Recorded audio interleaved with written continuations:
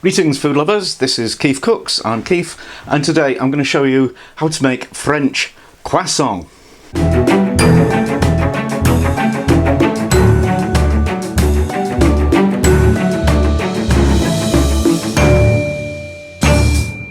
Now, I'll be honest with you, I've never made these before because I've always considered them to be the baking equivalent of putting a man on the moon. However, I had a request from a viewer, Demo the Husky, hello, yeah, let's have a go. It's not actually difficult, it's just very, very time consuming, and you need to do this on a weekend when you're not busy with other stuff, because there's bursts of activity followed by resting and cooling and more activity and so on, and there. Anyway, let's have a go. So, ingredients for the dough: I've got 250 grams of strong white bread flour. I've got 140 ml of liquid. This is half and half milk and water. I've got 30 grams of sugar, 25 grams of butter, a pinch of salt, and about 10 grams of fresh yeast. If you haven't got fresh yeast, you can use a sachet of active dried yeast. So I've added the sugar and the salt, and now I'm going to break up the yeast into that, and the butter. Try and break it up into little bits, and you want your butter to be soft, not straight from the fridge, or you'll have a really tough time. Let's mix all that together. Ooh. And pop the liquid in, stir it all together. So when you've got it all stirred together and it kind of leaves the bowl clean, and we want a little bit of flour, not too much, on the work top, and tip out the dough, and we're just going to knead it for 2 or 3 minutes. This isn't quite like bread dough where you would really knead it for a long time because you wanted to develop the gluten. You don't want gluten developing too much for croissant, so this is more just to get everything nicely mixed up. So when it's ready, just press it out into a squarish slab, and we'll put that on a plate and cover it with plastic film and stick it in the fridge to prove overnight. Did I mention it takes a long time to make croissant? It can actually take 2 or 3 days, depending on how speedy you want to be. So I've taken this recipe from weekendbakery.com, thank you. It's massively detailed and was obviously written by a mathematician. So you'll need 3 things. You'll need a degree in geometry. You need these traditional weapons of the baker's armoury, a tape measure or a ruler, and I've got 140 grams of butter because I'm trying to make half the quantity in the Weekend Bakery recipe. This might turn out to be a colossal mistake. So I've got the cold butter. I've got to slice it into slabs because we want to finish up with a single slab that is 15 centimetres square. So we pop them on a sheet of greaseproof paper, waxed paper, parchment paper, whatever they call it where you come from. Well, 140 grams at that thickness, that's 12 centimetres square. So I think, well, we can do this. We've got to roll it out and get it to 17 centimetres. So we put another sheet of the paper on top, and then start rolling. Okay, I've ended up with this, which is basically we've got 17 centimetres ish, and so what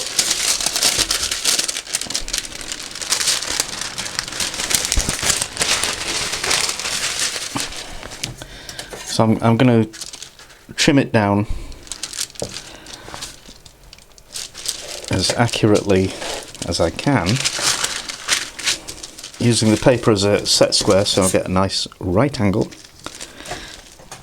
So this is what I've ended up with. This is 17. 16. Damn.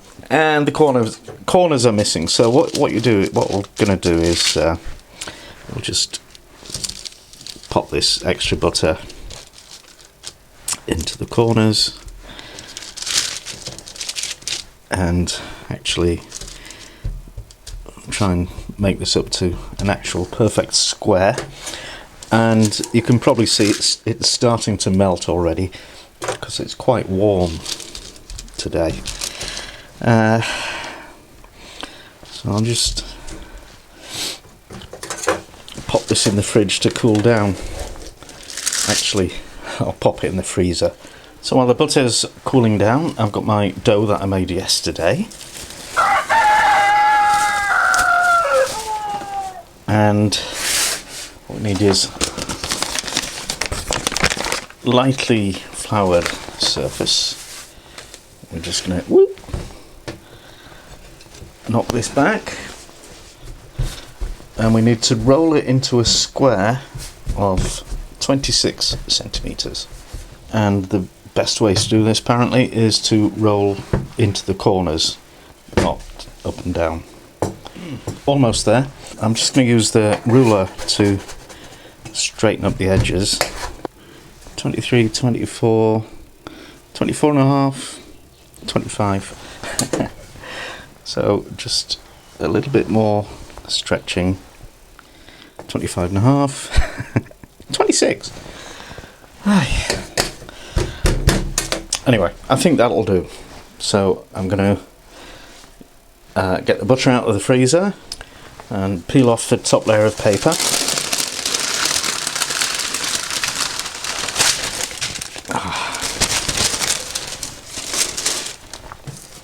And tidy it up. Remember, this needs to be 17. Just and this side. Yeah, voila.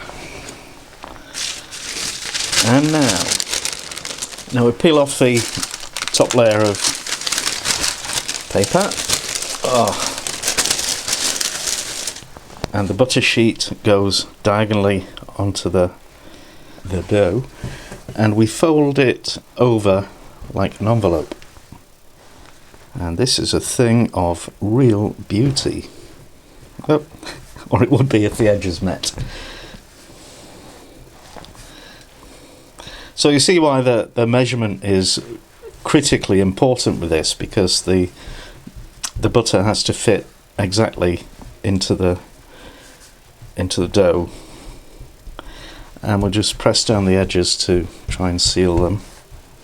And now we need to roll this out into a long rectangle. We're looking for 20 centimetres wide and 60 centimetres long. This table is actually 58, so we might have a bit hanging over the edge. So keep your edges straight as much as you can. We're trying to do something here that bread dough doesn't want to do, which is be geometric. Yeah, it's pretty much 20 wide, and I can't really get it long enough because the butter's starting to melt again. So, and we fold it over into thirds.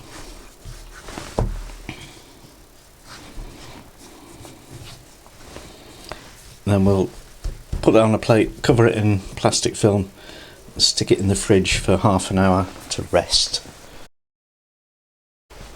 Okay, so that was half an hour, and this is what we got. Now this process is called laminating, and what it means is that you will end up with 27 layers of butter and flour, because we've folded it over 3 times, so that makes 9, and we do the process another 2 times. So that's what we did last time. Now we turn it 90 degrees, and we just roll it out again to the 20 centimetre by 60 rectangle, and then fold it into thirds and whack it in the fridge for another half an hour. Okay, so fold it into thirds once more on a plate, cover with cling film. Actually, you can just press the edges together if you like. And that goes back in the fridge for another 30 minutes. So that's the laminating stage done. Now we're going to move on to the cutting them out stage. And for this, you just need to roll the dough into a strip as long as you can manage, but still with a depth of 20 centimetres. Well, so I've got quite a long strip, and it's 74 centimetres long. The Weekend Baker recipe, they got theirs to 1 metre, but they used twice the quantity, so maybe I've rolled this too thin. I don't know. Anyway, only one way to find out. Now we need to cut it into triangles, and with our mathematical brain on, we are making marks at 12.5 centimetre intervals, and then from the top edge start with 6 1/4, so they're offset by 50% basically, and then continue with your 12.5s, and then we just join the dots. In fact, I'm going to use the ruler rather than a knife, because the knife kind of tears the dough. Then we join them up the other way. So basically we are making long triangles, isosceles triangles. Okay, brilliant. So I've got 1, 2, 3, 4, 5, 6, 7, 8, 9, 10, 11, 12. 12 croissants. Look at that. And now we need to roll them up. So start with the long edge. Oh no, the recipe says cut a notch in the middle of each edge. I don't know why. Now start rolling tightly at first, because you want these to stick together, and then up to the point. Look at that. Wow, looks like a croissant. So there they are. Don't they look fantastic? I am very impressed, even though I did it myself. Make sure you have plenty of space between them, because they'll probably double in size. And this is one thing that would be destroyed if they grew to join up with each other. So first coating of glaze. This is beaten egg with a little bit of milk in it. So now we need to let them rise again, prove again, which may take 1 or 2 hours in a cool place. Don't put them out in the sun or the airing cupboard or anywhere warm, because the butter will melt and it'll be a disaster. So I'm just going to cover that with another sheet of greaseproof paper and a clean tea towel, and fingers crossed, come back in 2 hours. Right, confession time. I ran out of light last night, so I baked 6 croissants and they were fabulous, and I've left these overnight in the fridge and they've lost bounce, and the rise, they've unrisen a little bit, but I'm sure they'll be marvellous.